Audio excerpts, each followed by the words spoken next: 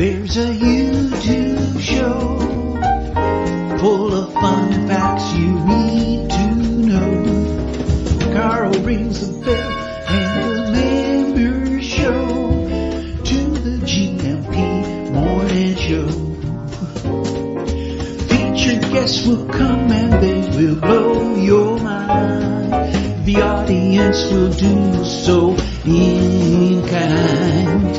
The little vanity mixed with some insanity on the morning show with GMP. Good morning, Portugal, and I'd like to welcome you to another fantastic day. Hey, you gumpers.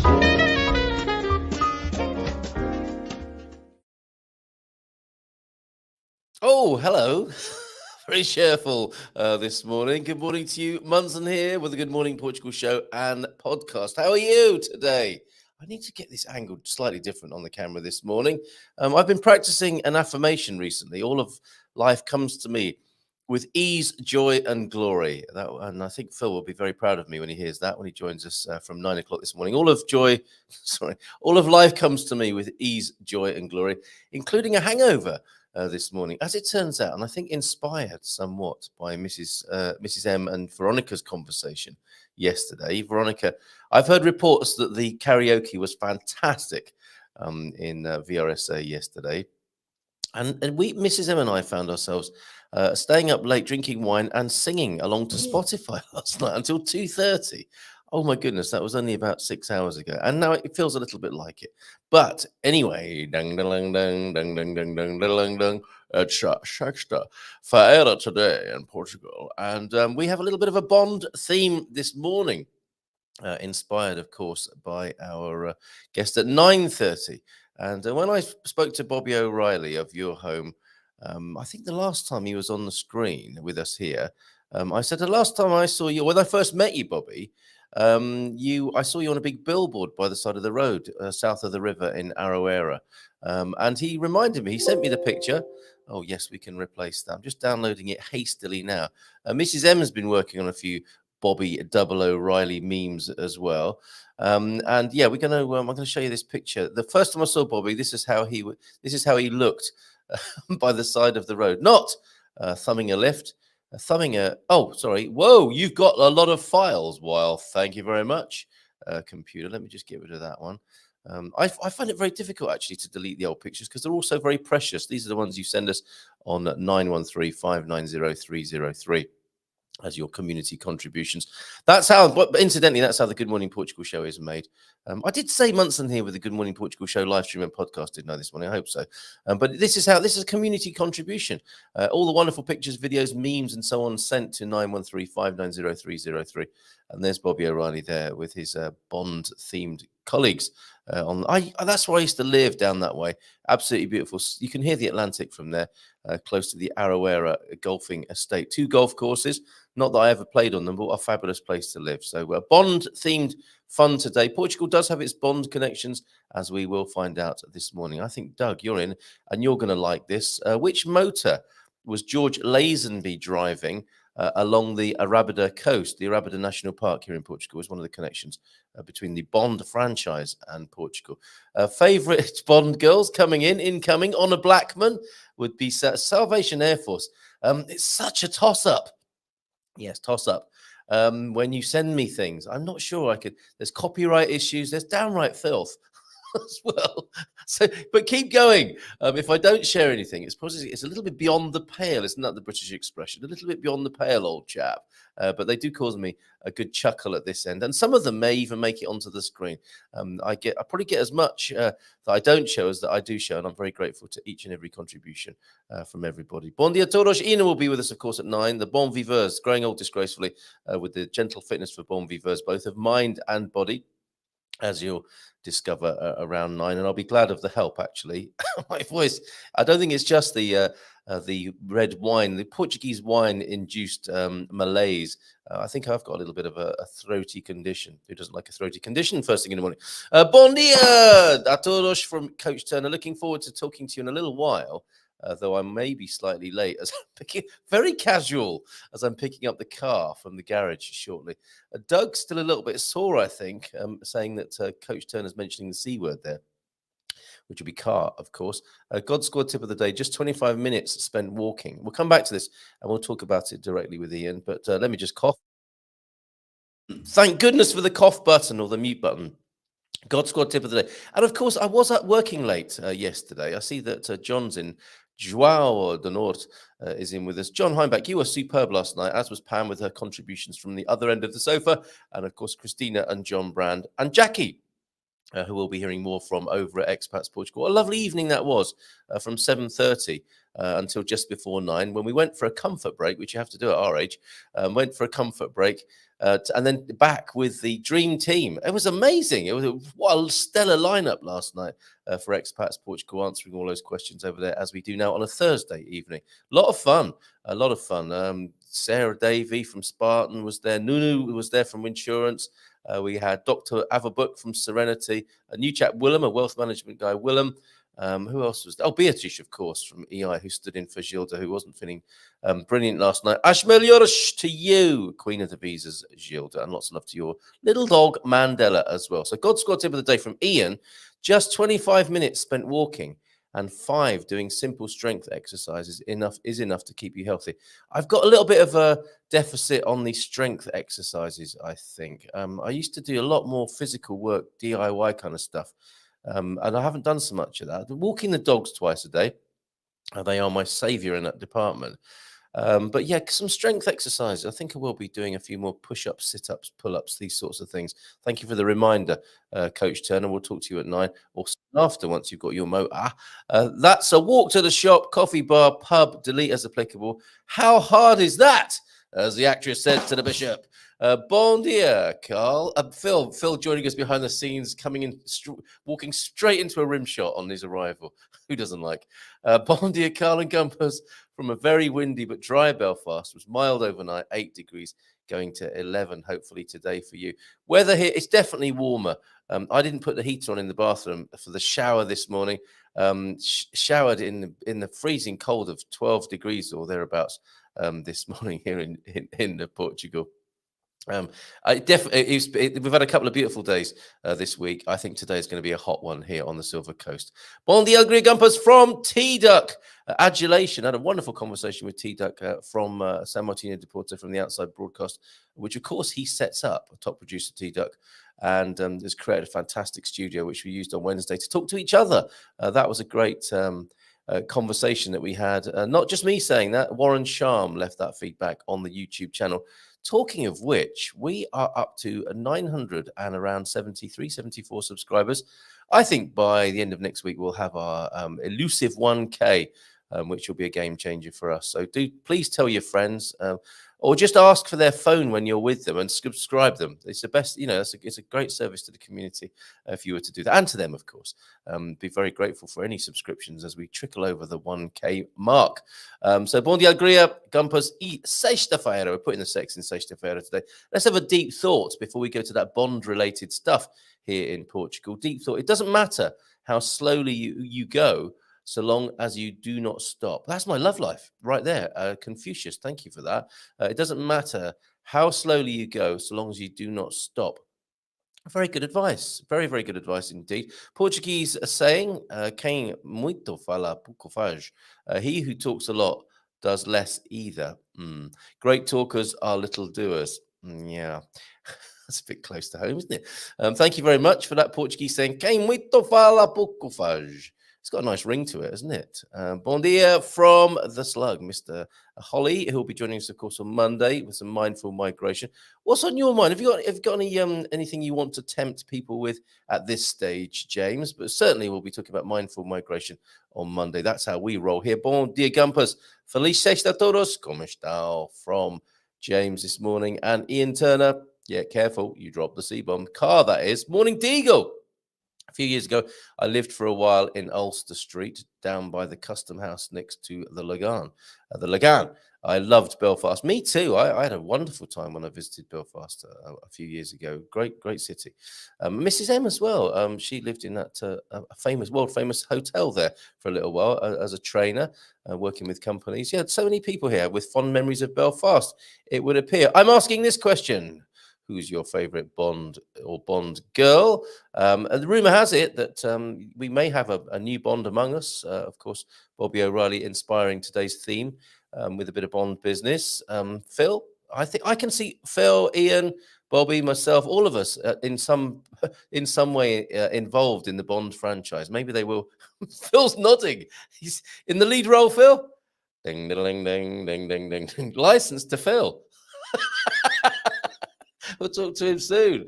Yeah, so who is your favourite? Let us know. Bom dia, alegria a todos. Bom fim de semana from the Portugal Sun, who picked up his kids' citizen cards yesterday, and 3 weeks to our Portugal visit. Can't wait to meet you in person. That'd be great. Fave Bond, Roger Moore. I think it was just the era when I was introduced to him, says the Portugal Sun. Come, Mr. Bond. You know you enjoy killing as much as I do. Christopher Lee, that was, wasn't it? Bon dia. Who was that? Scaramanga. Come, Mr. Bond. Bon dia, alegria, fellow Gumpers. I think Phil might be something of a Bond authority. And don't all us fellas, when we put on a dinner jacket, do that pose with the hand, literally the handmade gun in front of the mirror, and look in the mirror and think, oh yeah, they missed out when they didn't pick me for that part. There's something about a dinner jacket for sure, isn't there? Bon dia, alegria, fellow Gumpers from João do Norte as well. Is the Bond franchise as popular and thrilling in the United States? Let us know. American friends here. G'day. T-Duck Deagle. Slugs, a friend, et al. Morning to you, Dougie, Portugal Sunset. Look at a lovely, very civilized and friendly reception for everybody. Salvation Air Force has distinguished himself or herself this week. Doesn't want to give the game away necessarily, but judging by the humour, I think you'll know. Salvation Air Force, you have distinguished yourself, and we hope you'll stick around. And yes, don't know. I don't want to give away your identity by saying what I was about to say. I'll save that until we know you better. Francis, says James, so happy and excited for your plans moving forward to your new home. I can't wait to meet you in person when you arrive. What a welcome, not just in the comments every morning here, but in real life too. Carl, you can always file those precious pics in a folder on your desktop and then recover them as desired. Hope I'm not enabling a digital hoarding tendency. You are a bad case of DHT there, I would say. What's happening in Belfast then? This is pretty serious. We have the British PM in Belfast. He's trying to sell the protocol deal between UK and Europe to the politicians here. Good luck with that, I think many are saying, including Deagle this morning, as we're over a year without a government here. That's how it is in Belfast. I can't agree on anything. All eyes on next Tuesday, a big strike day, health workers, teachers, university, postal, mass joint rally in Belfast and smaller towns and cities. Fever pitch. Probably not the best environment for the British PM to be flying into. But then again, this has all been rather poorly managed. It's his job, and he should take it on the chin, hopefully not literally. I forgot to say, HK and I will be in... Oh, is that Honk and Connie? Will be in Dublin on that visit late April. Wow, okay. So you're having a group trip to Ireland. Amazing. Anyone watching the Volta al Algarve? Asked Deagle. Yesterday was brutal, big hills, but lovely scenery. Yeah, did see your shot of the beautiful scenery of Portugal in your WhatsApp group. He is a host of a WhatsApp group. If you want to be joined to that, I'm sure Deagle can facilitate that, or I can actually. I think I'm the only one allowed to put links, aren't I? Onto the chat here. James, excited too. Look forward to meeting you, my friend, as so many others on here. Brilliant. See you soon. Francis. Bon dia, alegria from Pete. Hope everyone has a great day. Looks like a scorcher here today. Yeah, it's looking like that all over Portugal. Isn't that fantastic, Pete? How's your cement laying going? Carl, need anything done in life? Ask a busy person. They will fit it in. So true, isn't it? A person that does nothing will do nothing. Harsh. And Mark's in as well with a bon dia. Perhaps a look at what I believe people really want, and it's not happiness. Perhaps. Oh, this is for Monday. Clickbait. Slug says happiness is overrated. We'll go with that. Yeah, talking about clickbait on Facebook yesterday. I follow a guy on YouTube, Neil McCoy Ward, who says, this changes everything. This is it now. But he's been saying it for, I don't know, probably a couple of years now. You can't keep saying that. You run out of space, don't you? Or you end up back where you started. Everything has been changed so much in the last few years that it's back to where it began. There's no more headroom with that. Belfast has come a long way, says Deagle. Truth, politicians too busy slapping each other's backs. What? Politicians, honestly, what you like saying how good we are to actually improve life. But that's politicians all over. Yeah, too busy patting each other on the back and hands in each other's pockets, possibly as well. Looking for polos and Werthers, of course. It's a Slug's friend, James. The only place I've travelled to with a national happiness rating was Bhutan. It certainly appeared to be working for them, but then again, women marry up to 8 husbands. That's their secret there. I wonder. Yes, Bond is big in the US, but not Avengers big. But wow, I didn't know that. The Avengers are bigger than Bond in the United States. That's interesting. Gary Austin, I'm sure, who has fancied himself as a Bond from time to time, also here this morning. Bon dia todos from the sunny and beautiful land of the Falcon, Alvazra, to give it its proper name. Oh, Simon's in as well. Fantastic. Good morning, everyone. How you doing? And by Randy, a lot of Bond potential here. Bond fellas, all of you here this morning, fancying yourselves in your bow ties. Bon dia, everyone. Shaken, not stirred. Absolutely loads of carnivals and other events this weekend. I've WhatsApped a few. Cheers. We'll go with those as well. Thank you. The WhatsApp line is heating up. Deagle McKillen, is the crisp sandwich restaurant still there? Is that a thing? And I forgot to mention your what's the person who does the street sprint? Could you repost that, Deagle? Because that was fascinating. That span off from Coach Turner's suggestion yesterday of breaking into a sprint. And you talked about have you ever raced anyone down the street? Mrs. M fessed up to that. She's done that. I don't think I've done that. But you race a person to the next lamppost. They don't necessarily know that you're doing that. So be careful running up behind people in the street. You could get a punch in the face as they turn around to defend themselves. But that sounds like a great sport. And isn't there the world champion resides in Belfast, possibly, of that Deagle? Do let us know. Okay, I want to share with you a bit of Bond business. Our Ugo Nunu this morning will return to the dad jokes later, of course. We'll climax with those very possibly. First bit of information I want to bring you about Bond over here in Portugal is the seaside Portuguese town that inspired James Bond. And this is from a brilliant blog called Saveur. And I'm just going to read a little section of it, and I'll put the link into the comments so that you can peruse it at your leisure later. The seaside town, look at that's Estoril Casino. Which is the Palacio Hotel, I believe. The casino is possibly part of that. But isn't that a fantastic, iconic building of the Portugal right there? I think I've gone to the wrong. I wanted to read something else first, but I'll go with this anyway. The seaside Portuguese town that inspired James Bond, Estoril, which was once the wartime home of royalty seeking sanctuary and the spies who watched them. Like heaven above me, the spy who watched me enjoys an enchanting, faded glamour today. It is a fabulous place, fabulous part of Portugal. I don't order dry martinis anywhere except in Estoril, says Julia Cook, who wrote this some time ago, back in 2016, but it's timeless, just like the casino and hotel itself. Usually, I like my gin wet, but sitting in a low antique chair at the wood-panelled Spies Bar in the Hotel Palacio, nothing but a dry gin martini will do. The echoing clatter of heels. I told you this as well written, didn't I? The echoing clatter of heels on marble drifts in from the hotel's double-height lobby, and there's never quite enough chatter to drown out the soft music. The golden age of hotels, right? Preserved here in Portugal at the Estoril, the Hotel Palacio here.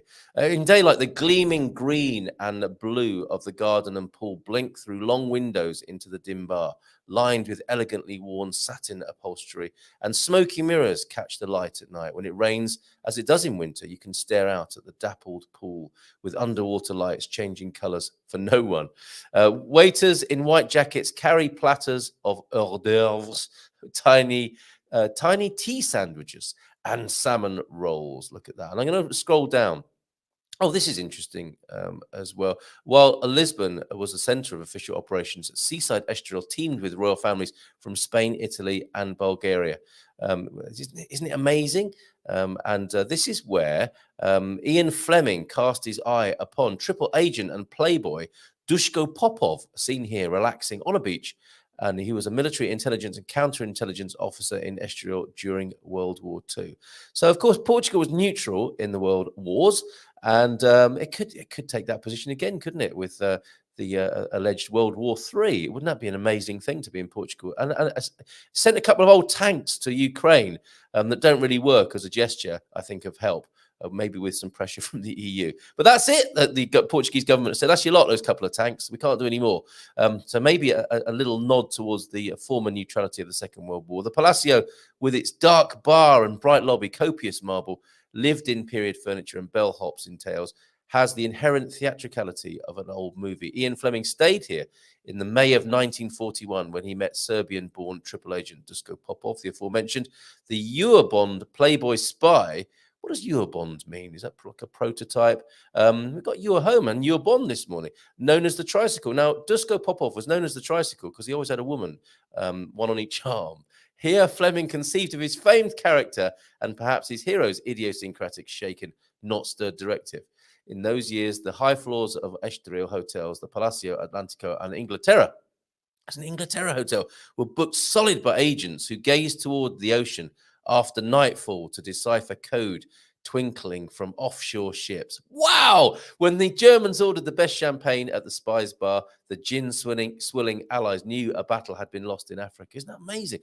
Bartenders got the news before the papers printed it. And just finally from this particular source, Zé Diogo Vieira, the Palacio's head concierge, was 18 years old when Her Majesty's, or on Her Majesty's Secret Service filmed at the Palacio in 1969. Do you know which Bond that was on Her Majesty's Secret Service? I'll reveal that in just a moment.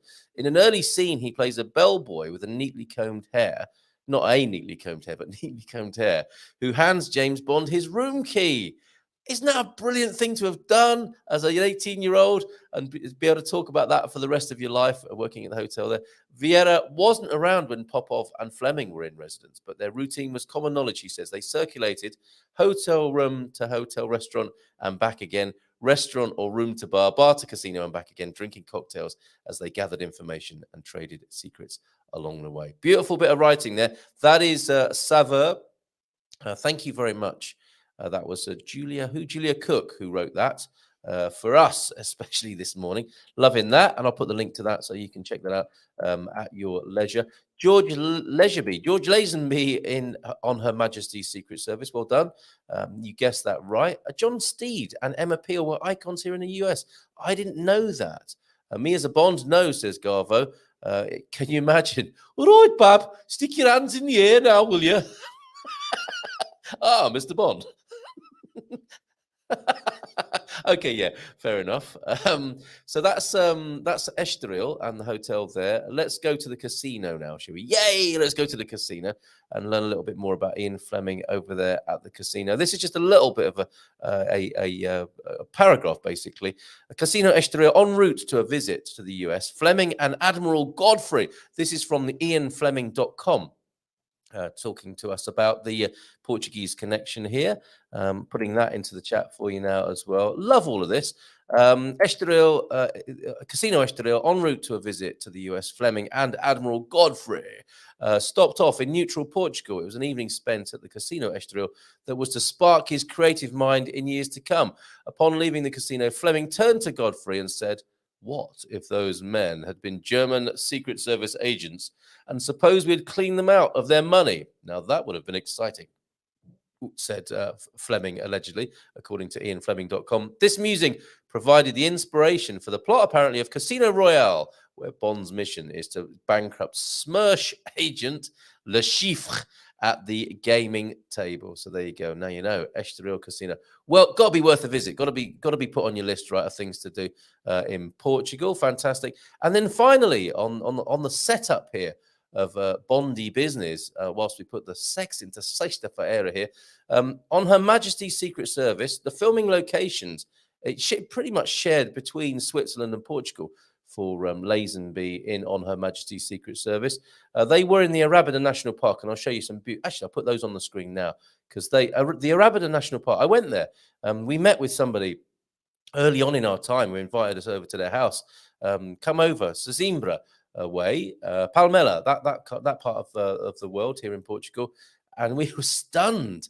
But not far from Setúbal and Eze Town, beautiful places here in Portugal. I will leave these on the screen, and you can, in your mind, see George Lazenby and Diana Rigg along this coastline in the filming of On Her Majesty's Secret Service.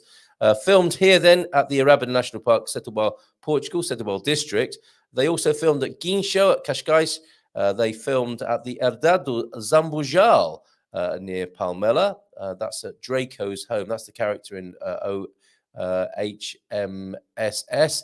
That would be Draco's home, the bull ring, the church door, the flowered streets in the wedding. They all sound like brilliant Bond scenes. Palacio Hotel, of course, as we mentioned. Not the cable car station. That was in Pige Gloria in Canton Bern, Switzerland. But they returned to the casino to film, as well as the Joalheria Ferreira Marques jeweller's shop in Rossio. I bet that's a good scene, a Lisbon jeweler's shop in Rossio in 1969.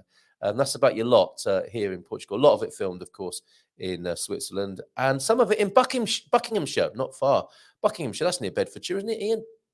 And those lovely pictures there of the Arabida National Park, isn't that amazing? And I'll give you a link as well to Visit Portugal and their page, all about the Arabida National Park. And you can think of yourself as a Bond if you can get yourself a topless car and drive that coast. How about that, Dougie? Have you done that? Doug's tuned in this morning.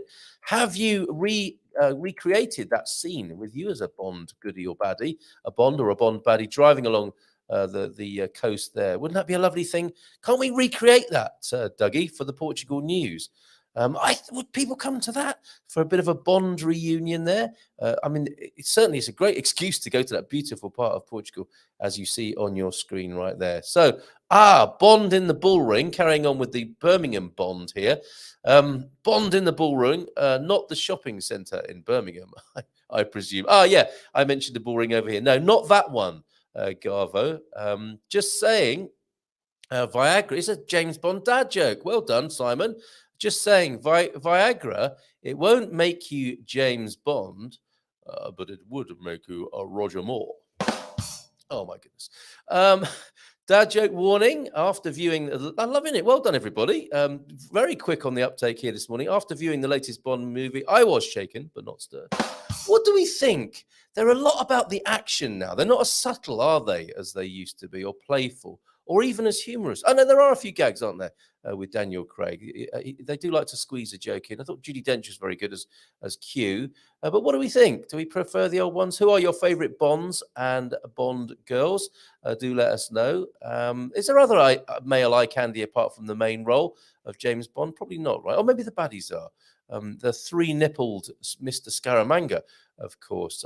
I know I've got a friend with three nipples. It's not a joke. It's a true story. He had a brother with a bottle of Coke under each arm. What's this? He was called Ujanikya Popov. Gary, you're on fire this morning. Very good. Secret racing. So that's what this is. Secret racing. To extend on Coach Turner's tip of the day yesterday. If you see someone ahead of you in the street, you secret race them, possibly to a shop or a lamppost. Phil's nodding like he does this. Have you ever played Superstore Battleships? What's that I don't know about here? Okay, so secret race is when you're dandering. Okay, that's a good word, isn't it? Walking. You see someone in front of you. You say, I'm going to overtake this person before they get to the next traffic lights or corner of the road. Discreetly, okay, with the emphasis on discreetly. You speed up your walk until you pass them. Sometimes the person might go into a shop or turn off the road, but you continue. The feel good beating them without them knowing you were even in a race is fantastic. Every day you can be a winner if you choose. Maybe World Gumpers, Championships. Yeah, but how are we going to prove that? I mean, if you start taking photos of people as well, you could get yourself in a lot of trouble, I think. So we should plan a World Gumpers Championship secret walkers race, says Deagle. Can't say the location as it's a secret. Very good. Excellent stuff. Let's give them a nice round of applause. They are here, the Bon Viveurs. Phil and Ian. Hello, gents. How are you this morning? Morning. Morning. How's it going? Morning. I expect you to die, Mr. Bond. Come, Mr. Bond. You know you enjoy killing as much as I do. Oh, and yes, all of those wonderful scenes we remember from our childhoods, right? Did you enjoy the Bond setup this morning, Phil? Very much so, very much so. I would just like to say on secret racing, I was once accelerated to a speed where obviously the ground was shaking as I approached this poor person who I was trying to beat to the next corner when they suddenly span round and I suddenly thought, okay, what do I do? Have you seen my dog? Seriously? Yes. True story. Have you seen my dog? That could either be secret racing or a scene from a Bond movie, couldn't it? Where Bond meets the Bond girl. Have you seen my dog?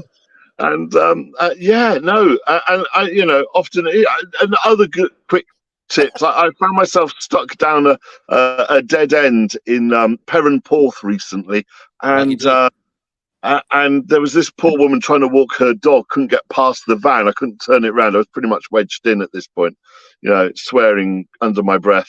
And she said, did Google Maps send you this way? I said, oh, yes. No. Google Maps told me to take the next turning. But as far as I was concerned, Google Maps told me. Use it as the excuse. Yes. I thought you were going into that Max Miller joke there for a minute. Nobody likes a dead end in Perranporth, you mean? No, not that. No, the one where he's walking along the mountain pass and there's not really enough room for the lady who's coming in the other direction. He didn't know whether to block the passage or toss himself off. Ian, how are you this morning? I'm very well. I think we need you a bit louder. You're a little bit faint there this morning. So I don't know how. Unfortunately, I can't get the. Can't get it up any higher than that. I can't get it up from my end. Is this an age thing? What a great start. Starting as we meet to go on this morning. Good morning, Jacqueline. How are you? Bon dia to you. Did you enjoy that Bond setup, Coach Turner? Oh, definitely. With what I saw of it, I've only seen the last 10 minutes or so, but good fun.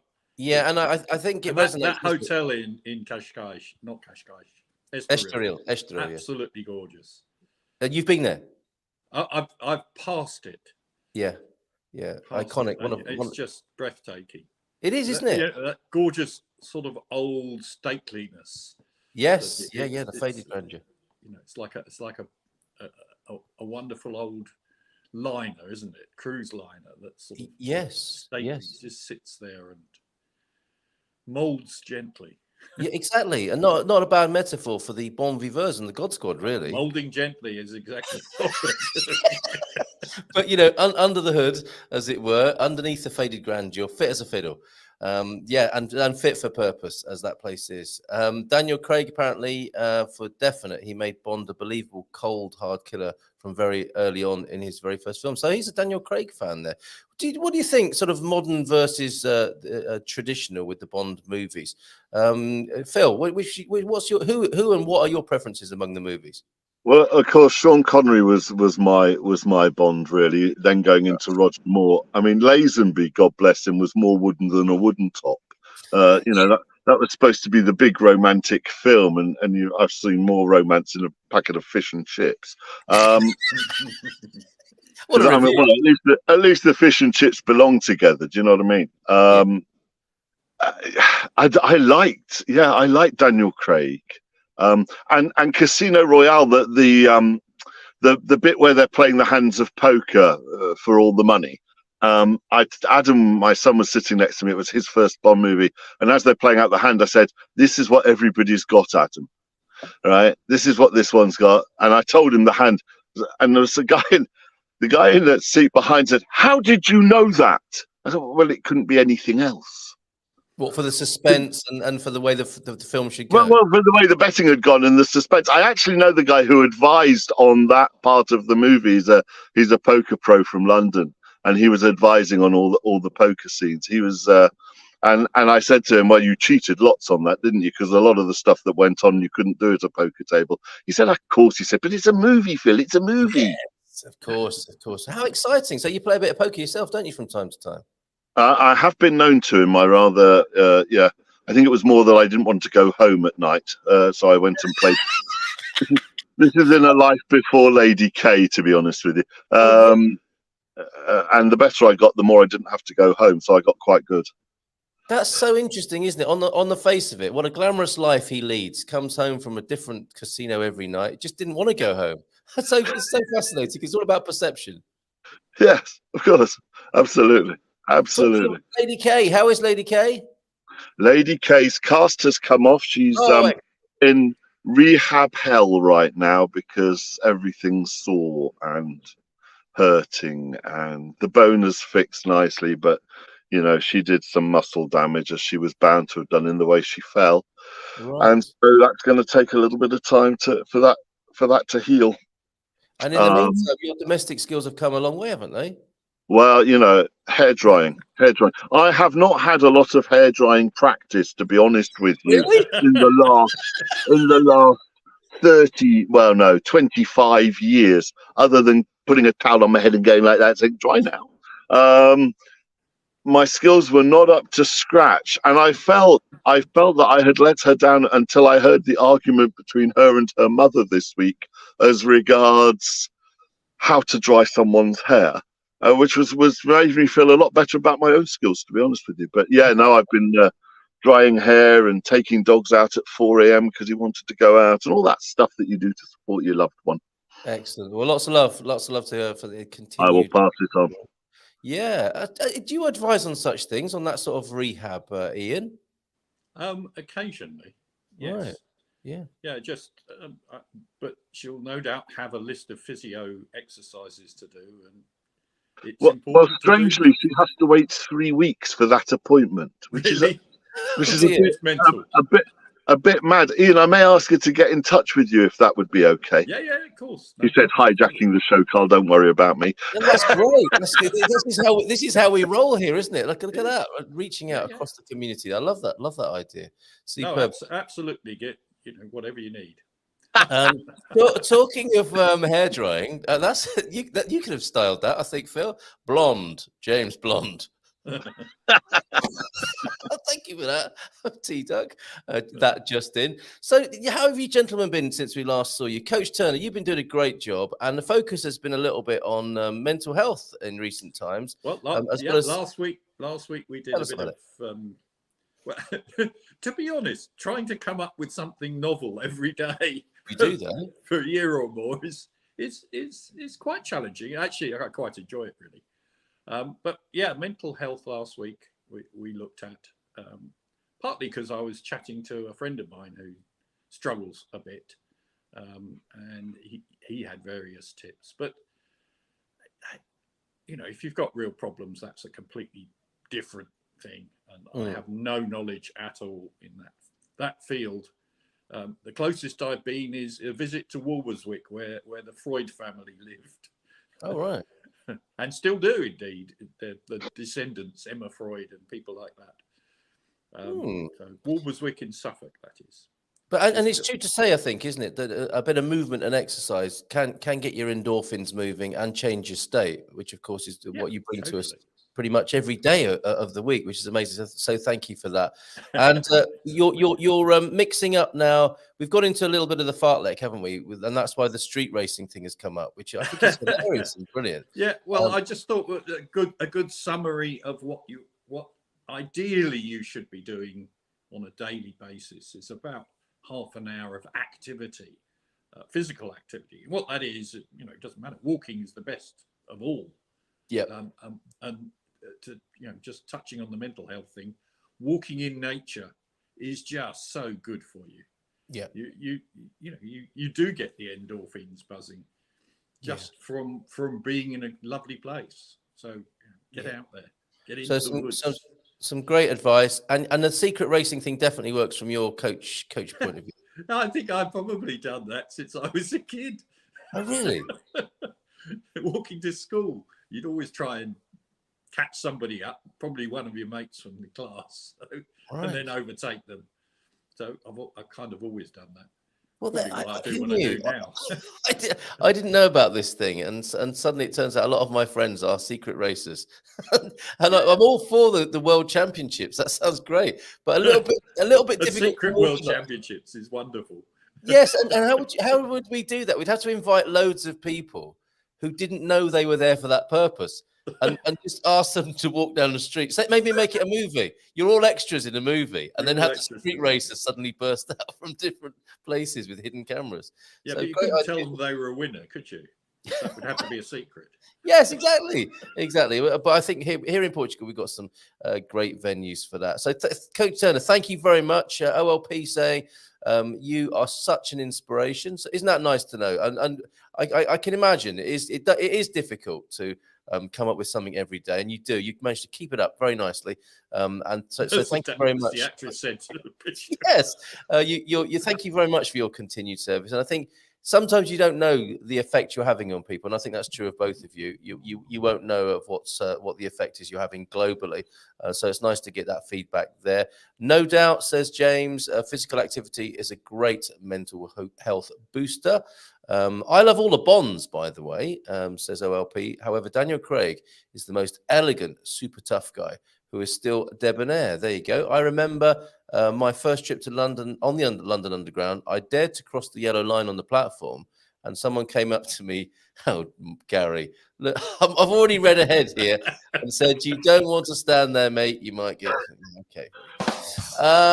James Bond, more is Bond light in your best British accent. Bang, bang. You're dead, I think. Yes, and the hairless chest of Roger Moore there compared to the Shakespeare hairy chest of the Sean Connery. Daniel Craig. Okay, so we had this, but yes, some Daniel Craig fans here. Very good. Be a winner every day. Race people secretly. We have so got the advantage on quality of life here with these tactics. And apparently, Phil, you have a good voice for a Bond villain. Have you been told that before? Oh, yes, I have. Let me tell you, Mr. Munson, I have been told many times I could have been the voice from Thriller. Yes, you could have, couldn't you? I have visions of you stroking a pussy whilst doing that as well. My goodness. Okay. Oh, you're bad boy. Right. Just on Daniel Craig. My favourite Daniel Craig film is Layer Cake. Yes. That's a fantastic film. Yeah. Okay. Layer Cake, a movie recommendation from the coach this morning. In those downtime moments on the sofa. Although, if we extend your advice from this week, every now and then you could shuffle across to the other side of the sofa and get out of breath whilst watching movies. That's the fartlek approach to movies there. Moore was always a bit campy for me, says Schwarzenegger. I like Connery, but a bit too playboy, having a lark. There was meant to be a humorous and slightly, not camp exactly, but a little bit of panto atmosphere, I think, in the early Bond films, right? I'll have to go with Craig as most believable for the spirit of the books. Okay, well said, Joel Denort, somebody who's actually read the books as well by Ian Fleming. Smash that like button. Yes, do it in Bond style today. Just completely annihilate it as though you were licensed to kill the smash button this morning. I'd be surprised if Monty Python hadn't already done a sketch on secret racing. Yeah, that sounds like a bit of a Python thing as well. So, Phil, coming to you then, and what you've been up to in the last month. Great to have you here. Are you in the camper van at the moment? It looks like you might be. Yes, I'm live from a car park in West Wickham. You know, I know how to live. Yes, Wickham. Not to be confused with Croydon, let me tell you. No, okay. West Wickham, 9th worst place in England to live, according to the survey this week, headed by Luton. And I can categorically confirm Luton should be the worst place to live in England. I mean, it's a terrible... No. I've looked for the nice bits of Luton, and there is one road up near Stockley Park. That is it. There is a road. That's the nice bit of Luton. So I digress. Yes, no, it's been a fantastic month. We've been down in Cornwall, taking care of Lady Kay and walking out in the countryside and along by beaches and just having a good time. I also do sedentary secret racing. If you're ever stuck in a traffic jam, obviously it's a bit hard but get yourself in a lane, choose the car next to you and see who comes out first when the traffic starts moving again. It does add that moment of suspense to what can be rather boring moment in your life. Now, I've done that. I can see that. And also, do you play the game in the car of not stopping as well? So just keeping it rolling ever so slightly. Okay, what's that called? Does it? So lots of people do that as well, do they? Yeah, I would think so. I think I don't know. I call it keep rolling, but everybody's got a different. All right. So I imagine other people will out themselves as players of that game too this morning. I love it. All these sort of secret lives of people are being confessed and fessed up here on the Good Morning Portugal show. And you've been busy, Phil. You are, of course, our coach of the mind and of positive visualization and creative thinking here. Yeah. Like creative thinking. Kuwu do that is what you've been up to. So let me put my serious face on for a moment. And let me tell you, I've noticed throughout my life that I've had so many conversations with people where they've turned around and they've said, if I could just change this one thing, things would improve. Whether this one thing might be finding the right partner, or having a little bit more money, or just having better relationships with family, or it could be anything in your life. And Kimberly and I have sat down and we've decided that we'd take our knowledge of infinite possibilities and how our thoughts become things and develop a course of workshops. Actually, it's all about getting together in a small group and going through, getting people to bring this one thing, and then we work on it together over 6 weeks and show them how they can bring that one thing into their life. Perfect. Right, and monitor it and support, make a group of like-minded friends. I mean, if you go onto kuwudo.info, all the information is on there, and it comes back to this one thing. We live in a society, unfortunately. The last time I think everybody was on your team was when you were learning to walk. You started to take a few steps, everybody cheered, you fell over, everybody helped you to get back up, everybody helped you. Nobody said, no, it's all right, Phil, sit on your bum there, you don't have to move anywhere, you'll just be a non-walker. Like, people they said, oh no, you don't want to do that, you might fall over again. All of these things. And so this is a chance to join a group of like-minded people in a very supportive atmosphere, to just go and gently investigate, take some actions towards the one thing that it might be that you want to change, and to show you. I mean, Kimberly and I have so many stories we've tried to show by living the lifestyle that we preach. And when we started over a decade ago, going out for a coffee was difficult. Our relationships with family were difficult, and now we live a life that 6 months at our gorgeous place in Portugal, and soon I will be applying for residency. You'll all be pleased to know. Hey! And thank you. And the rest of the time in our glorious camper van, cruising around the country, not leading a flash lifestyle, but people say, how can you live in that small space? I said, well, you can only be in one place at a time. Does it matter how big the place is? Yeah, true.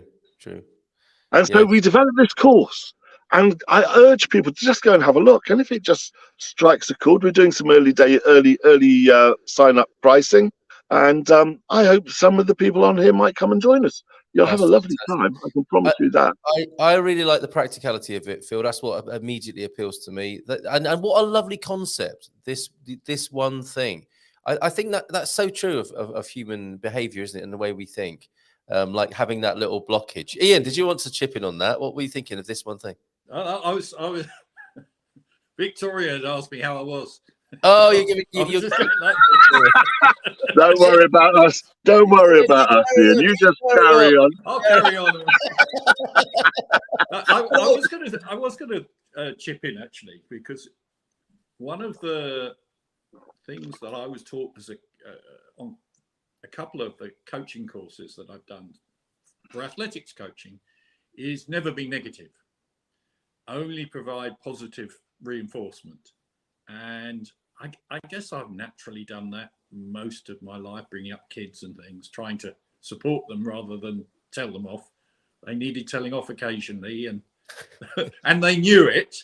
So that's not such a bad thing. But most of the time, if they're trying stuff, trying it out, support them. It's a positive thing. And I know from personal experience, I had coaches and PT teachers and teachers just in general who would really be quite negative, and that just put me off that particular subject or sport over the years. So if you can create a positive reinforcing environment for people, then naturally they're going to feel better, A, about themselves, and B, about whatever it is they're doing. Yeah absolutely. It's a big part of what I do, coaching kids particularly, is encourage them and encourage them and encourage them, and you see it coming through, and suddenly that they open up to you suddenly much more than they would if you're just oh, don't do that, that's terrible. That doesn't really help. That sounds so old-fashioned, doesn't it, when you put it like that? It really does. I think and hope teachers are a lot more encouraging and nurturing these days. And there's definitely a transferable thing Phil's talking about here. This one thing. It's a great concept, Phil. And this is how we tend to think as human beings, isn't it? If it wasn't for that thing, or if I did have this one thing, my life would be different. And I guess in a coaching environment, it is the next step, isn't it? The next record to break, personal best or whatever. And it's quite good for the mind to have a focus like that. And I love how it's practical and community-based. You can have a squad, basically, aren't you, working on their own individual goals, but supporting each other. Well, that was the whole idea. I mean, we looked at should we do an online people just download, and I know from my own experience of that, I have completed a couple, but I've not finished many more of those. And I didn't. The goal of the course was if we can change or help just one person, then it's worth doing. Yeah. And we just thought, if there's one person, that'll be a great course. If there's 6 people, fantastic. If there's 30 people, I'll break it down into 3 courses. There'll never be a group more than 10, something between 6 and 10, because we just want to be out there showing people we so believe in what we do and how we can apply this to most things in our lives that we feel it our duty to try and share it. Yes. I mean, part of me says you should do it all for free, but the fact of the matter is, if I do something for free for you, you will attach a suitable value to it. And I'm afraid that the value that people attach to free is no value. It's funny, isn't it? They got it for free and they think, oh, I got this for free, but actually it's got no value to me. Yeah. So, but I intend to do some sort of referral thing where maybe they even get some of the money back that they've already paid us. I want people to go through it and try it because I know it works. It's a bit like having a treasure map and trying to convince people, hey, go and get this treasure, it's there. And people say, well, no, I don't believe you. I'm not trying to sell them the next great thing or anything. I just want to share what I know with other people. Well, here's your chance, folks, to work with Phil. You've seen him on our screens. We're quite well established here now. I don't know how long we've been working together on the third Friday of each month, but we are something of an institution, I think, and a lot of people know and love you both. And here's your chance to work. Well, you can work with Coach Turner. We've got a whole set of videos going way back. I think you've made about 50 videos now, Ian. With illustrating these tips. I mean, and this is baby steps, Phil, isn't it? This is what you talk about. We make a video once a week or every 2 weeks, and before we know it, we've got a massive treasury of videos. And this is part of your technology as well, isn't it? Don't worry. Actually, the first question I want to ask you before we go to baby steps and breaking it down like that is, presumably it doesn't have to be a massive thing like I want to become a billionaire by the end of the year. It doesn't have to be one of those clickbaity type, blow everyone away with your amazing goal. That's not the point here, is it? No, that's correct. Our first, one of my first things on the dream board was go out for a coffee every week. Now in London, of course, coffee is not what it costs in Portugal at €1, but we weren't out on our feet or anything, but there wasn't a lot of spare cash. And we thought, wouldn't it be nice? I didn't think, how do I do this? I just thought, wouldn't it be nice if we could go out for coffee and cake once a week? Yeah. That was it. That was the dream. That was the baby. That was the first step. Now I put great big things on the dream board. I mean, if I look above me, and some of them I really don't know how I'm going to do it, but at some point in the future, I believe I will give £1 million to charity. I don't know how that is going to happen, but that's how much the dreams have changed from having a coffee once a week to wanting to give £1 million to charity and believing it will happen. Yeah.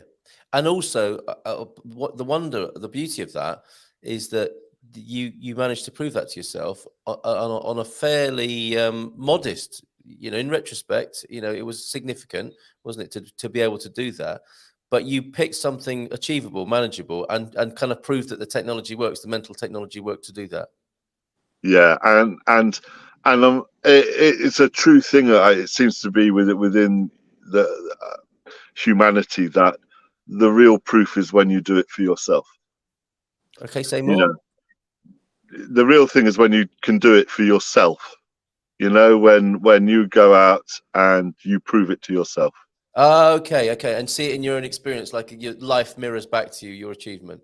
Correct. And then you think, oh, well, if I could do that, maybe I could get a camper van and tour around the country with Kimberly. And yes. I mean, the camper van thing, that dream started as a beat up old Transit with a card table and a deck chair, so I had somewhere to work.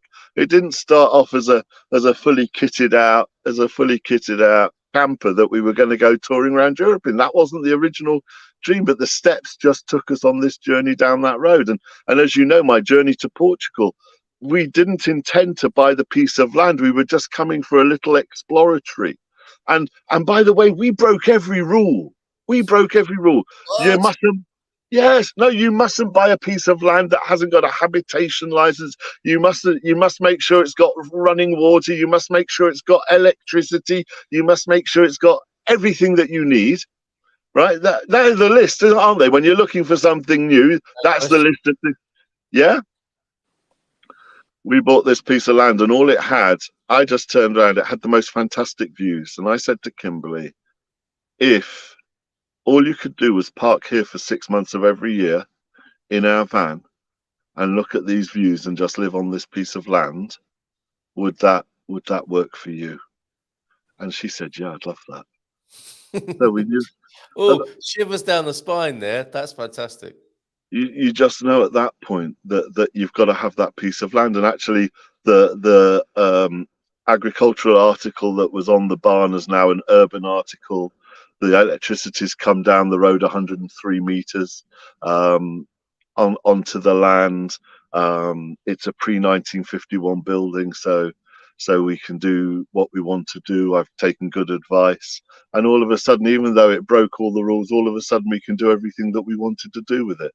Now that's kind of that wasn't the reason. I didn't do it with, okay, how do we do this? How do we do that? We just knew we wanted that piece of land. The heart-based decision. And the universe has curved in and lent in towards you with your aspirations. There's something about asking the right questions there as well, isn't there? I think so. Yeah, and I think that's probably what people can experience with you is looking at things differently and asking the right sort of questions to bring about this one thing in their life and have some success with that. So good luck with that course, Phil. Sounds wonderful. Working with you and Lady Kate directly there. Find out more, folks, at kuwudu.info on that. Who was the best Bond girl? I'm stuck between Halle Berry and Jane Seymour, which is a lovely place to be, I think. Yeah, not too bad. Although, mind you, the lady from the High Karate advert gave me a few sleepless nights too. I remember her. That was amazing. And wasn't it an English guy who had makeup on to make him look like he was Japanese? Because you could get away with that in those days, couldn't you? I think. All right. Maybe you can send me a still of that, Gary, and we can have a laugh about that on WhatsApp 913-590-303. I haven't played non-stop while stuck in. Oh, so that game is called non-stop, where you don't let your vehicle, your Aston Martin, come to a complete standstill in highway traffic, as well as track the car to see who's progressing faster in different lanes. Everyone's having a little bit of this, aren't they, quietly? However, saw a video on traffic research that concluded there was no advantage to changing lanes in highway traffic. He spoiled our fun by saying that. We still believe that is the case, that you can choose to be, or you can play at being in the fastest lane there. Congrats, Phil, on the residency application. Absolutely stunning out here. and you can see for hundreds of kilometers in this winter sun, especially from Monsanto. The winter sun in central Portugal. That's a special thing, right, Phil? Oh yeah, it absolutely is. But Solar Farm Portugal goes to Port Monsanto when he knows I'm not there. I just want to say that out loud. He knew I. He has been out. He will be back. He will be back when I am. I promise you. Okay. All right. Big round of applause because ding, ding, ding, ding, ding, ding, ding, ding, ding.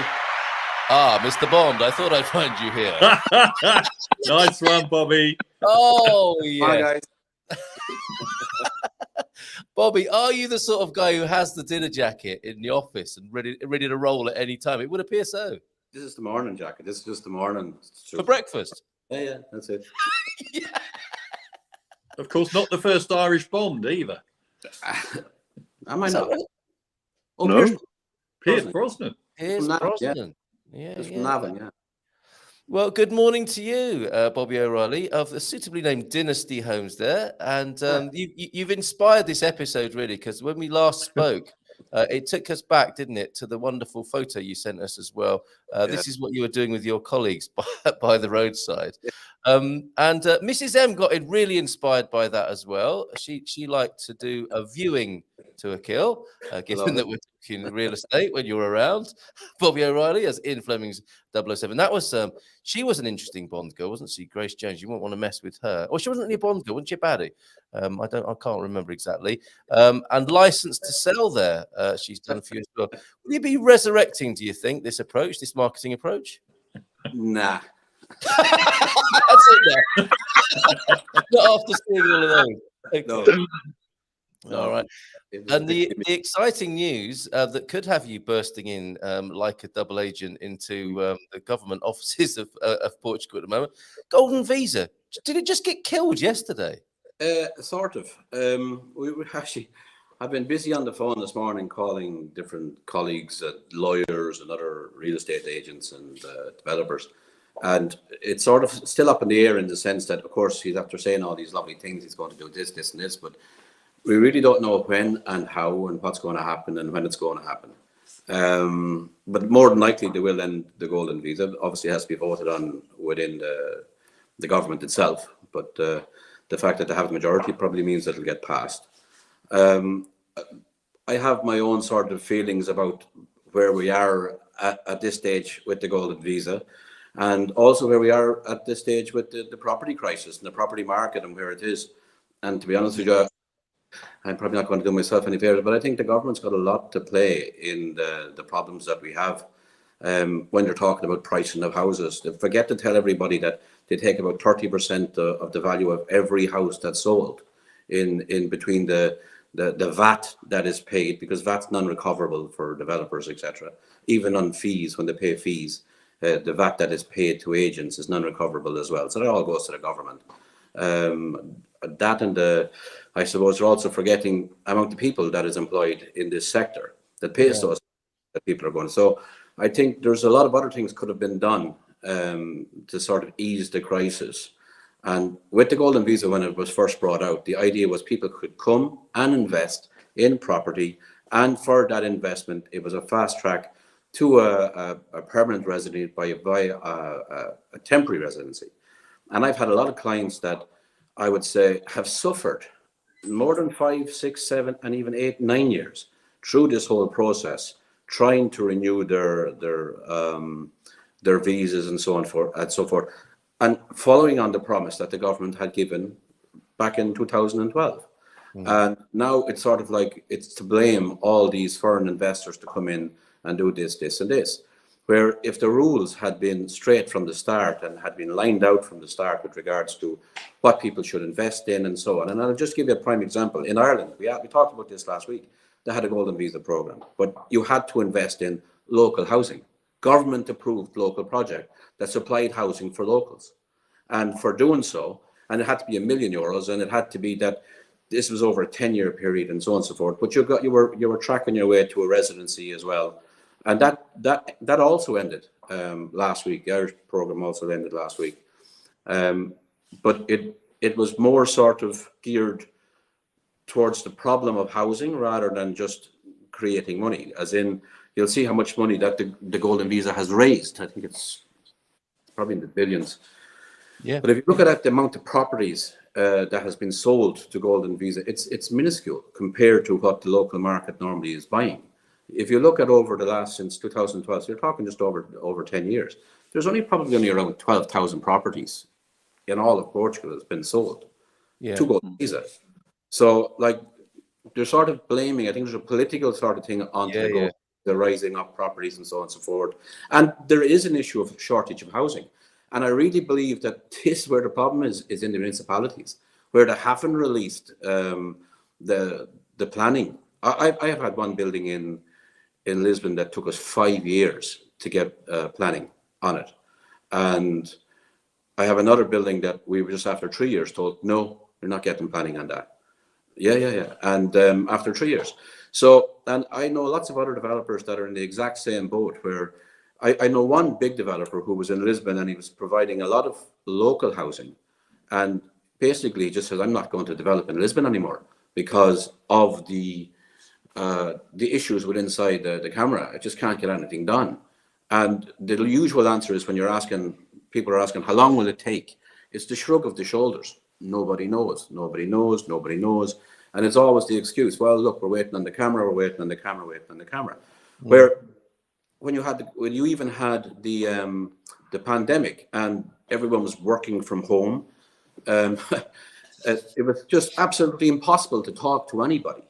Impossible. And I still, even today, have projects that I need to see municipalities particularly on, and I can't even get a meeting with the municipalities. So, and I'm not the only one. Every other developer, everyone that's in this kind of box they got the planning for, and I'm not saying everyone's looking for crazy planning. They're looking for normal houses for local markets, etc., in South Bank and so on. There will be a lot more property to sell, which means that you would have a lot more supply in the market. If they released the EVA, or had done something on the EVA that's in the cost, that would also lower the cost of the houses, because at the end of the day, it's the person who's buying the house is going to pay the EVA, because it has to come into it.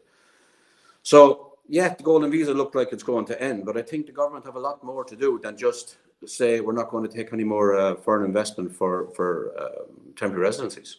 Yes, yeah, and it is a complex issue, isn't it? It's not all good or all bad.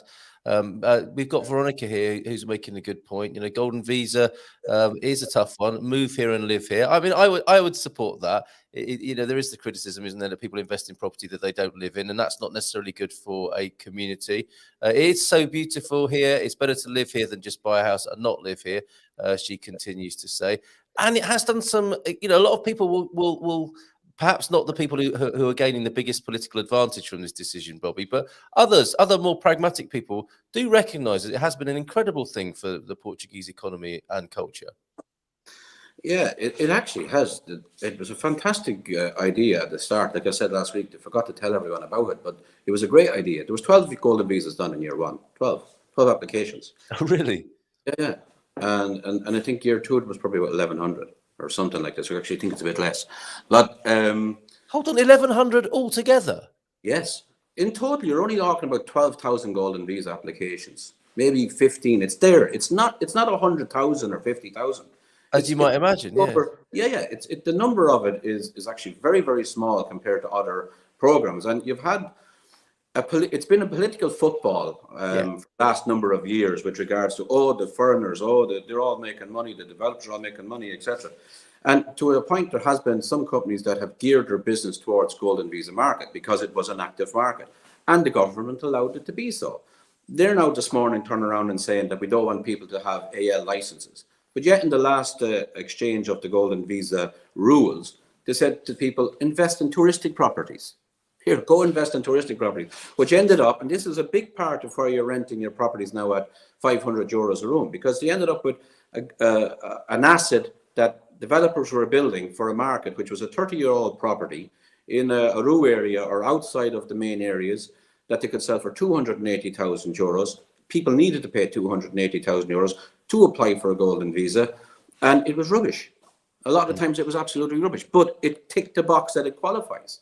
So the rules that were made that allowed certain companies to work within that framework, I think that destroyed it. I think had they done it where they created a program where they said, okay, let's invest in local, get investors to invest into a fund that invests in local housing, and give tax incentives, not just for local people. I'm talking about first-time buyers. Give them a tax credit over a 10-year period as an incentive to buy a house. And actually, so in other words, that instead of paying X amount of tax every year, they would get a tax credit over a 10-year, which would be worth about 40,000 euros over a 10-year period, which makes a huge difference to somebody trying to buy their first home. So, absolutely, yeah, which is one of the problems that's being identified here, of course, and that was part of the conversation the government were having yesterday to make it easier for Portuguese people to live in their own, cities and towns of birth and not be priced out by inward investment. That makes utter sense. So you would think, wouldn't you, that the government might talk to a few people in the industry and get canvass their ideas? Did they call you? No. Funnily enough, I've called them a few times. Did you get through? No. Right. Okay. Yeah, it's crazy, isn't it? There are some great ideas here. Go on, Phil. I mean, Phil, you've got an interesting perspective. You are out there in the sticks in beautiful central Portugal. You would think it would make sense to encourage some inward foreign investment in those parts of the country as well. What's your view on this? It's funny as regards where I am in Monsanto. I have followed local advice because to try and not follow local advice, and I can't put the local advice I got out on this program, right? Because you know what I'm saying, right? I cannot put it out on this program. However, what I've seen is I've just come from 6 weeks down in Cornwall. This is what I wanted to say, where they have such a chronic problem now of people having holiday homes there, having inflated the prices, and actually they can't find nursing staff for the hospitals because they can't afford to live anywhere near to the hospital for the wages they're being paid against the price they'd have to pay for a rental. Yeah, and there has to be, this isn't just a Portugal problem. I think this is a problem in lots and lots of places. Yeah. And quite a good solution that Bobby's come up with there, to help people establish or stay where they were born or grew up if they wanted to, rather than getting priced out there. So it would look like it's on the way out. It can't be killed off in an instant, Bobby, can it? As you said, there is a political process to go through, and it has been done by the sound of it to get support across the coalition, because that's how it works here, right?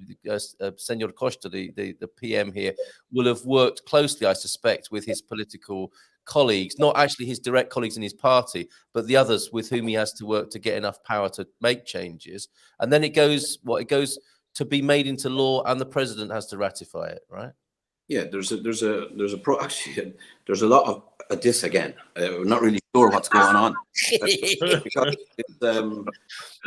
It's like, I'm not joking. I spoke to a couple of professionals that I would consider that were very well informed of what's the next steps.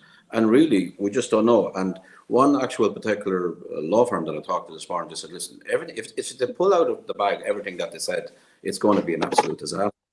Right. Not just a disaster for, like, say, business, but like you're talking about lots and lots of huge changes here. The one thing that I read, I don't even know if it's true or how it's interpreted, because obviously I read it that was translated from Portuguese to English. Yeah.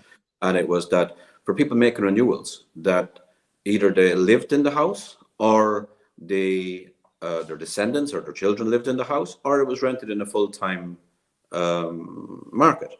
Now, our properties that were empty, that weren't being used, that were going to be taken by the government and rented out over a 5-year period and so on. And it all sounds great. It sounds, oh, great, we're going to have a huge supply to the market. But when a lot of people bought their house, like what you're saying, they chose not to put it into a rental market for lots of different reasons. One, I know people who've bought houses, put them into the rented market, and they were wrecked. The houses were wrecked, and they're after spending €1 million on a house that they were trying to get someone to pay the rent. And as you know, the law always gears towards the tenant. I had one particular tenant that sat in a house for over the pandemic, could afford to pay it, but decided, because Antonio Costa says you can't kick me out during the pandemic, I'm not going to pay the rent. Wow. And he proceeded to destroy the house, 30 grand. I couldn't even bring it to court because it would take 2 years to bring him to court. So there's lots of reasons people don't want to rent houses. I'm not saying that that's every tenant, But if I'm after investing €1 million or 500,000 or 600,000 euros into a home that I want to come and live in, and don't forget, the reason a lot of people did the golden visa is that they weren't able to come and live today, but they did want to come and live in the future. And they didn't want that asset to be either used or destroyed in that meantime. And all they did was follow the rules that were set up by the government. And now they want to change that law to say that, here, listen, you can't do what you want with your own asset. We're going to decide what you do with it. Now, if the government turned around, as I said, and got the civil servants within the municipality to go to work and actually sit down and go through the papers that they have on their desks and release the planning and define the planning and even tell people what the rules are, then you might actually have, it's a supply and demand situation. You'll have a huge supply of properties because there's thousands upon thousands of properties sitting on people's desks where there's nobody sitting at the desk waiting for planning. And it's true. It's true. And every developer will tell you this. And every real estate agent will tell you this. If you could release this planning, we could sell this. We can sell this. You know, we bought properties, land, 4, 5, 6 years, and still waiting on planning. Now, how do they expect to get direct foreign investment or investors to come in and build houses when they don't give a planning decision for 3 years? The markets can change like this, up, down, whatever way it goes. So you're taking huge gambles. And it's easy to blame the golden visa, and it's easy to blame but in essence, the real problem here is the lack of response from the cameras with regards to the amount of properties that they're letting out from, planning permissions point of view, and the EVA and how it's treated through developers. It's a cost. It's not an EVA. EVA is normally like something you can write off against them. It's an added tax on top of everything else, which is not a tax on the developer. It's a tax on the end user. It's a tax on the buyer. So if a property goes up 100,000 or 200,000 or so on, I saw something the other day that said for every year that goes by waiting on a planning, they're driving the price up by the government are driving the price up by €500 a square meter because they don't release enough properties into the market. There's a shortfall of over 100,000 units in Portugal as it stands, and they have that sitting on their desk. That's incredible. Yeah. Well, thank you for your analysis of this. So on the face of it, there's a bit of sort of political theatre going on, isn't there? And as it turns out, whilst one finger's pointing out at the golden visa, 3 are pointing back with things that the government could do to ease this situation, and it is a serious one. We acknowledge that, absolutely. Many workers can't afford to live where they work and face long commute times. That's not good. So ultimately, this is hurting local people rather than helping them. In the UK, it says Salvation Air Force, the agents have increased the rent on one of my investment properties by 35% in under a year. I guess that's another supply and demand illustration there. And the problem that Phil is pointing out seems to happen to nurses, teachers, and actually to lots of other professionals who stop seeking work in any part of the country, who stop seeking work in any part of the country far away from home. I'm not sure exactly what you mean there, Joel, but I do understand certainly how this affects professional people that are utterly needed in localities, and then they can't get access and be where they want to work and live close to where they work. Not that many people, says Veronica, actually get the golden visa as well, so there's another supply issue there. According to the latest data released by CEF at the end of January, yes, 93 main applicants received their golden visa, and they haven't been the fastest government office, have they, in dealing with this? We discover week by week, Bobby. It's been a disaster. Like, I've had people come in and say, look, and this is how it's perceived. Portugal goes to the world and says, listen, come and invest here, and you do this, this, and this, and we'll do that. I've had so many people leave the program because basically Portugal broke its promise. It did not do what it was going to say. And it made people feel like, and I don't mean this in any disrespect to people who are refugees, but you're made to feel like you're a refugee coming into this country.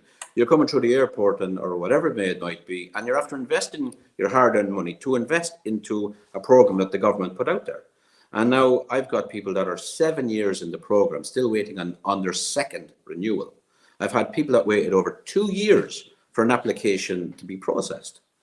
And you know, so like, what do you say to them? What did you say? Like, hang on in there, it's worth it in the end, because you are coming to an amazing country. I mean, let's be clear about that. It is worth it, isn't it? But this is really unhelpful. It's embarrassing. It's embarrassing from a point of view that, because you go and you tell them, no, this is what they say, it's in the government. Actually, in their own rules, it says if you don't receive an answer within X amount of days, you can take it that it's a yes, this kind of thing. But not one law firm in the country will turn around and use that, because they know right well that if you upset the wrong people, it comes back and bites you. And that's another part of it. So I would say that the people that have come into the program came in with the open eyes of what was being sold, and what they're getting now is sort of, it wasn't what was sold. They didn't get what they were sold. And actually, one golden visa applicant sued CEF, didn't they? Because they didn't get the meeting they wanted, and that's caused a bit of a stir, I think. And other people have been travelling around thinking they were covered by the golden visa and ended up in difficulties with other border forces elsewhere in Europe. Pretty sorry state of affairs. Yeah, and you'd have like families on holidays, and they try to arrange their CEF meetings around holidays in different countries, etc. And they'll get a meeting for one person of the family, child, for example. Oh, the whole family would arrive in the CEF office, and they would turn around and say, "Hi, we're all here. Is there any chance?" No, sorry, just this one. Wow, incredible. Not helpful, CEF, if you're watching this morning. Best way to do it, apparently, Bobby, is to marry a local. Can you help with that? It's the best method. It's the new business plan. Will you be announcing it here on the Good Morning Portugal show? That's fantastic. So it's working behind the scenes. I've planted that. I've had a few questions from people like that. Is there such a program? Ask Seth for the Red Book. Is that available partners, of the Red Book of available partners that you can marry to move to the country? I love this Red Book thing. I've written in a few. It's this complaints book. The complaints book. Your complaints book. I've written in a few of them over the years, and you always get an answer back to say, we've reviewed your comments and we don't agree. Really? Okay. What do you say? Give me that complaints book again. I wanted to complain about your answer. Wow. Normally, I shouldn't write in these things, because when I'm at that stage writing it, it's yeah. So it's the Livro das Reclamações is the complaints book here. It's a cultural thing here in Portugal, and there are legs for this idea, Bobby, for sure. I'm looking for a local, so perhaps that is a route here. So we've given the golden visa news a bit of a bashing this morning, and quite rightly so, it would seem. On to good news. Herdade de Mail is shaping up nicely, and we're looking forward to being at the launch of this. I know, Ian, you saw this and were impressed with this project south of the river. You quite like the cut of this jib, didn't you? I love the idea that you're building a community, not just houses. Yeah. I mean, I live just outside the M25 in north of London, and we've got a big set of developments going on in our village, which will nearly double the size of our village. So, of course, we're lots of people up in arms about that. And really, you look at them and they're not creating communities. They're just building houses. And whereas, you clearly have got that. I mean, the designs look fantastic, but you're building a community that people want to live in, not just bricks and mortar. And that, I mean, the sustainable bit as well looked really top. And indeed, I think every country now should be insisting that houses are sustainable, house building sustainable. Thank you, Ian. And to be honest with you, like when we started to build this development, to put it together, we were looking at say, is there any even incentives from a government point of view, from a buyer's point of view, to buy green or to buy. And there's very little. And to be honest with you, there's not even a lot from, say, from the government side of it with regards to incentivizing investment into green energies and so on as well, which I think for a country that's got all this lovely sun, and there should be huge incentives from a European and from a local government point of view for this, because we've all learned now from the cost crisis of the last couple of last 2 years. We didn't feel it as hard as the rest of Europe, because the Iberian Peninsula is sort of isolated from the the gas issue, let's say. But we should have a lot more of I think we're 2% of our energy comes from solar. That's it. Wow. Yeah. So I think that there is a target to hit by, I think it's by 2030 of them to hit, and they have a long way to go to hit it.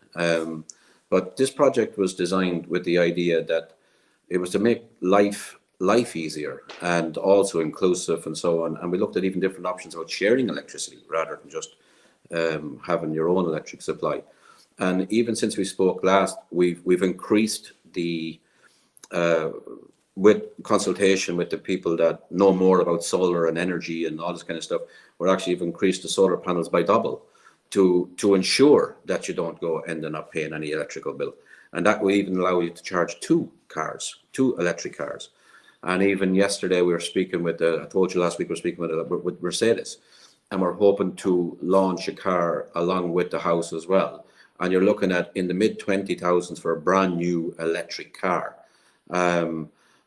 That can go with the house as well. Now we haven't figured out exactly how it'll work, but with something like this, it allows people to control the cost spend going into the future. And what I believe should happen is that the government should be incentivizing, as I said, young people, young first-time buyers, people that are renting already at these €2,000 a month or whatever, that'll buy a house here easily, you know.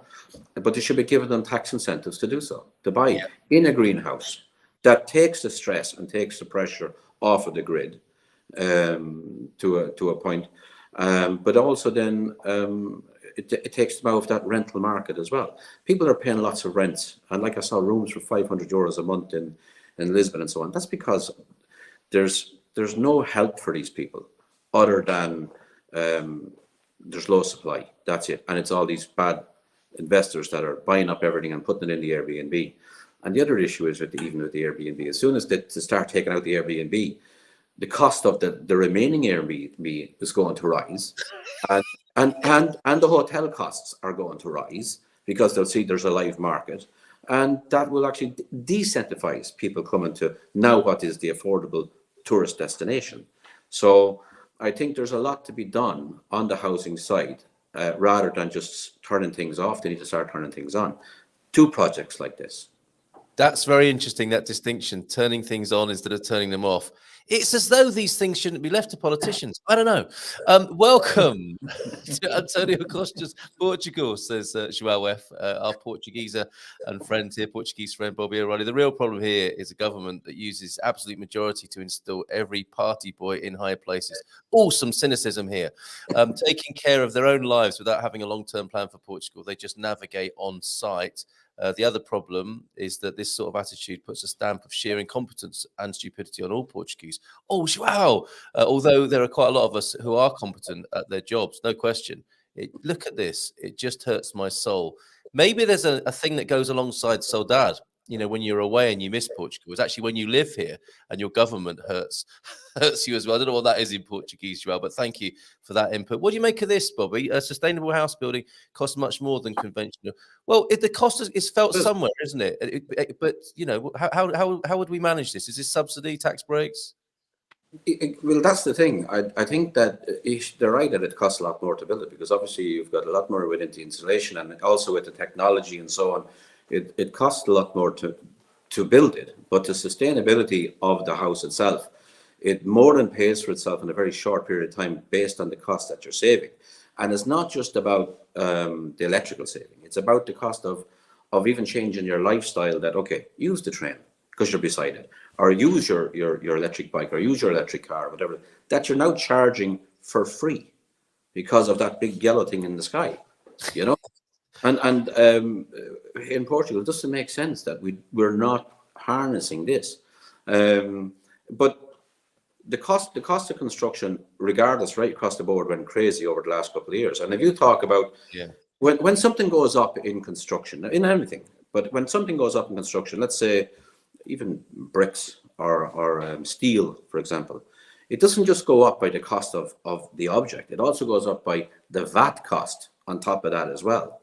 So if it goes up by 20%, it's actually gone up on top of that 23% on top of that as well. which is non-refundable. So like the thing is that it's multiplied again by the taxes increase on top of any cost increase.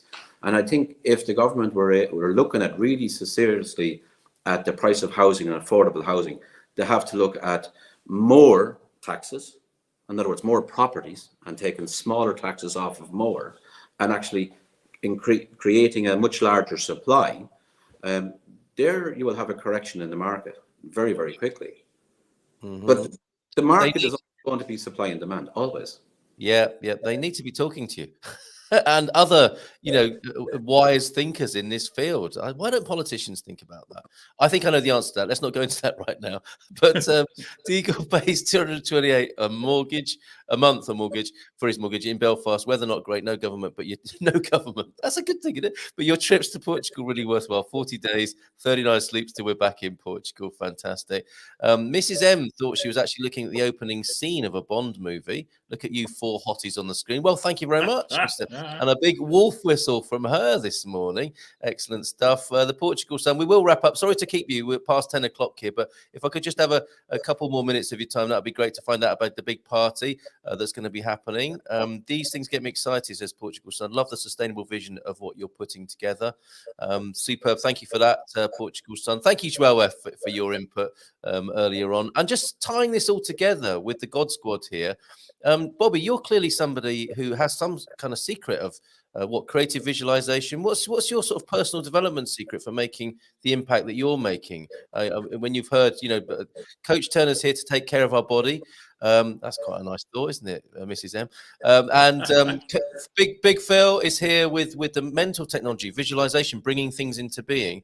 What's your secret, Bobby, if I may probe and ask? Well, a lot of it actually is feel as you go, because I made a plan when I came to Portugal first. I made a plan of what I wanted to do, and I stuck to that plan vigorously.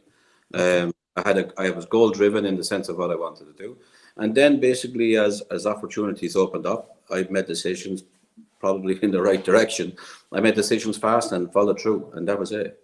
And that's what I continue to do. As I look at, I believe in what I'm doing. I look at where the opportunities lie, but obviously get advice from other people that are around me. I have a good team around me and good people around me, and get honest feedback, because you get a lot of people that would just say, yeah, that's great, but you get honest feedback.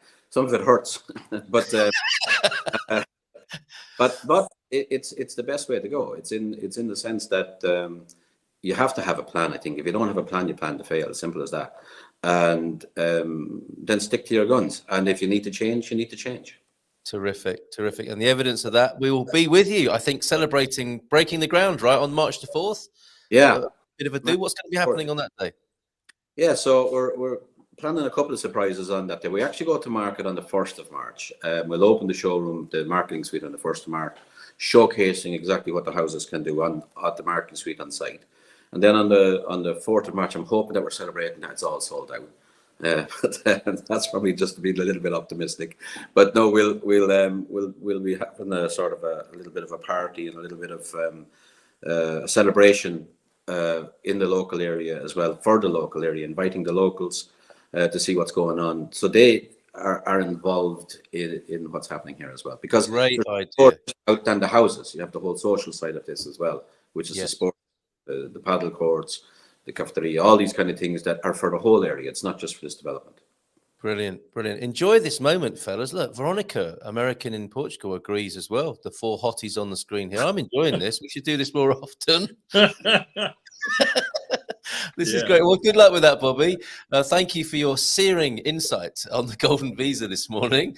Let that be heard around the corridors of power over there with you in the capital. Thank you so much for being here this morning. Thank you for dressing up as well. I feel a bit underdressed, don't you, Ian and Phil? Totally. Yeah, if I'd known I'm sorry. This is at least we got as smart as it gets in my life, Like, what was that? At least we've got clothes on. Okay. Leave it to the imagination. Although there might be some requests for that to be otherwise next time we're on the screen. Thank you, guys. Some helpful hints. there. March the 3rd or 4th. It's actually, yes, I got confused there. It's Saturday, isn't it? That we've discovered. Saturday 4th. I had Saturday the 3rd because I can't count. So it's Saturday the 4th. Yeah. Yes. That's just one of his. I know you're a good negotiator. You just say that, don't you, to fox the opposition there. I can't count. Next thing they know, they're signing on the dotted line. Brilliant. I love it. Extra note. my world, baby. All good. Oh yes, Mrs. M was sending drunken texts to Veronica last night, who had a cracking karaoke Valentine's do in VRSA last night. I don't think we're going to get to all the comments. I'm going to stick around. Oh, Friday mankinis. There you go. There's the challenge, fellas. Mankinis next time. I think bow tie and mankini, so you don't feel too vulnerable, perhaps. Underdressed. Yes. Thank you so much. I'm going to stick around and go through a few events from that Andy has been sent in. And actually, before you go, fellas, we've got to do the dad jokes, haven't we? While us fellas are here on the screen. I'm on 2 diets now. I wasn't getting nearly enough food on just one. Very good. I missed the 90s when bread was still good for you and no one knew what kale was. Amen to that, right? And here you go, Coach Turner. I don't always go the extra mile, but when I do, it's because I miss my exit. We've all done that. Very easy to do in Portugal, as it turns out. All right, big round of applause. Thank you, fellas. Have a great weekend. Bon fin de semana. Thank you for being here this morning. Ciao, ciao. There you go. We're going to say goodbye to Coach Turner. Big fella in the van and Bobby O'Reilly. And we'll see you, Bobby O'Reilly, on the 4th of March. I've got to make sure the team are ready for that, T-Duck, to see you there on the 4th of March, south of the river in Portugal for the opening, the breaking ground of this fabulous project that will be coming into fruition. Look at that. Isn't that fantastic? So I'll leave that on for a moment as I bring to you some events very carefully curated by Randy, who takes care of our Gumper map. Let's bring those onto the screen now. I think they're, via WhatsApp. This is the easiest way for me to do it without downloading every visual, which would have been a little bit challenging this morning because you've got such a wealth of events for us. Tosha. I'm never sure if that's pronounced that correctly, but Tosha Toka on the coast. What a beautiful beach town that is up in the Bairrada. They've got their carnival. Of course, it's carnival weekend all across Portugal. You can have a great time if you're going out this weekend. Carnival there in Mamarosa, up the road from us in Nazaré as well. Another blinding Bairrada carnival, says Andy there. That is Estareja. Ovar also has one. It's carnival weekend, folks. It's party weekend. Well, one of the many party weekends of Portugal. Meliada, claiming to be one of the top carnivals of Portugal, of course. There's Sanguinheira, of course, 2 with theirs. These are all carnival posters. Look at them. Contamos contigo. They're at Arinhos. 2 carnival feasts to go out there, and Fermentelos as well. These are all Bairrada district where Andy lives. Get onto the Gumper map if you want to represent your part of the world as well. Marketing of events, not a brilliant thing necessarily in Portugal, so we need a bit of help there because all the locals know where they are. It's on every year. They don't need to tell everybody about it, but we like to find out and discover these things. And thank you, Andy Cantaneda, there for all the wonderful work you're doing. Carnival at Oia as well, and Bustos too. Look at this. It's just going to be alive with music, food, and wine across Bairrada for sure, and probably most of the rest of Portugal too. A pagan carnival. What is that? Is that a place called Pagan, or is that a different kind of pagan, a different kind of vegan, possibly? Oliveira de Bairro Carnival is back too. Carnival Madness for our most experienced is back with musical entertainment, dancing, parades, and snacks. The most experienced is a euphemism there. For being a senior. Sorry, I didn't share that with you on the screen. You didn't see any of those posters. I'm going to go through them quickly now so you get to see them all. Okay, let me go to my screen there so that you can... Actually, now I can't go through them because I'm on the wrong page. But there you go. That was the climactic carnival. Seniors throwing some shapes there too, just chucking their Zimmer frames and walking sticks to one side with the miraculous healing power of Portuguese sociability, food, and wine. Absolutely brilliant. Thank you so much for all of those. Check them out at our Gumper map. Actually, yes, I can do that. Look at all these lovely posters. Pagan, Bustos, Oia, up there in Bairrada, Cantanheda, lovely posters, right? Fermentelos, Arinhos, Tosha, over there on the coast. That's one worth going to if you like the coast as well. A couple of lovely beach towns up there, Tosha and Oh, what's the other one? I can't remember. Tell me, Andy. Best carnival. This one's claiming to be the best carnival at Meliada, and they're over as well. And Estareja, not to be forgotten. Fantastic. Great job. Thank you very much for those, by Andy. Wishing you a very happy... Oh, there's a few WhatsApp messages. You're seeing my private WhatsApp for a moment there. Okay, any more live comments before we go? Thank you for the dad jokes, T-Duck, and all your content and comments this morning, as to everybody who's made this show. The Bobby Double O'Reilly inspired Bond-themed show this morning. Thank you so much for being here. I've had a great time. I hope you have too. And we need one place for all events in Portugal. Yes, I think Veronica agreeing with me that the marketing of these things can be a little bit patchy. But to be fair to Portuguese people, they know where it's happening and when it's happening. Why tell too many other people? Ciao Bella, says Barandi, the sharer of all of those. Have a great fin de semana. Thank you so much. We have a friend, says Bob, in the US, who's a tribal elder. They consider every decision based on the effects of 7 generations later. That's the kind of planning, isn't it? Mrs. M and I are into that. Our family plan is a 7-generation plan. How are you and your gorgeous wife? Yeah, lots of love to you and Viv up there. Lots of love to you all. Have a great weekend. T-Duck, another great show to end a great week. Bon fin de semana. Igualmente.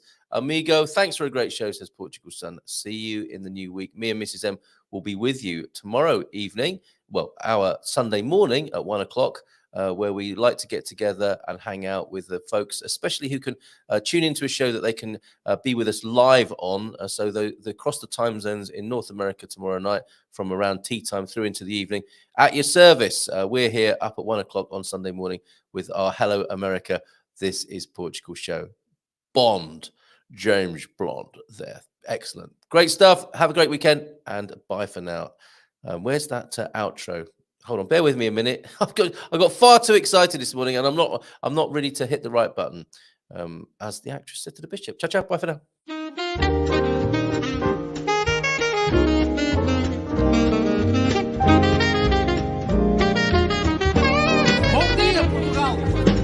In Portugal, there's a YouTube show full of fun facts you need to know. Carl rings the bell and the members show to the GMP morning show.